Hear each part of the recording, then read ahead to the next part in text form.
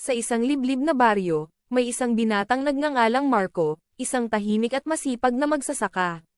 Sa kabila ng kanyang simpleng buhay, hangad niya ang makatagpo ng babaeng tunay na magmamahal sa kanya. Isang gabi, habang pauwi siya mula sa palengke, may napansin siyang babae sa gilid ng kagubatan.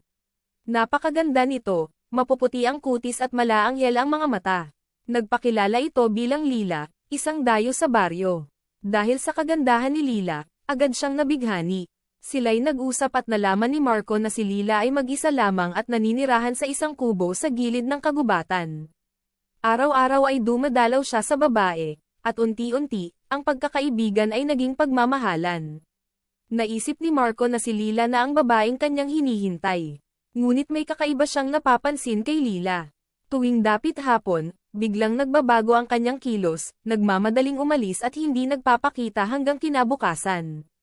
Minsan ay sinusubukan niya itong sundan, ngunit sa bawat hakbang ay tila nawawala ito sa kanyang paningin. Nagduda si Marco at humingi ng payo sa matandang manghuhula sa baryo. Sinabi ng manghuhula na mag-ingat siya kay Lila.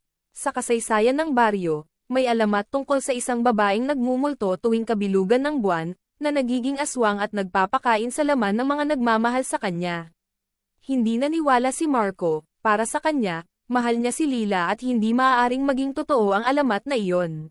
Isang gabi, sa kabilugan ng buwan, nagdesisyon siyang subaybayan si Lila. Nakita niyang tumungo ito sa kagubatan, at sa kabila ng takot, sinundan niya ito. Sa isang malawak na paglilinaw, sa ilalim ng sinag ng buwan, nakita niyang nagiging iba ang anyo ni Lila. Ang kanyang mga mata ay nagiging mapula, ang kanyang balat ay pumapayat at humahaba ang kanyang mga kuko na tila matutulis na pangil. Si Lila, ang kanyang minamahal, ay isa palang aswang. Bago pa man siya makatakbo, napansin siya ni Lila. Marco, sabi nito, malamig ang boses. Hindi ko pinlano ito, ngunit wala nang makapipigil sa akin. Nang subukan niyang tumakas, bigla itong lumipad papunta sa kanya, mahigpit na yamakap habang ramdam niya ang malamig nitong hininga sa kanyang leeg.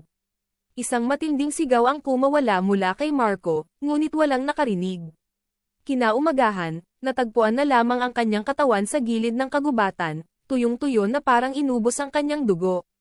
Simula noon, walang nakakita kay Lila sa baryo.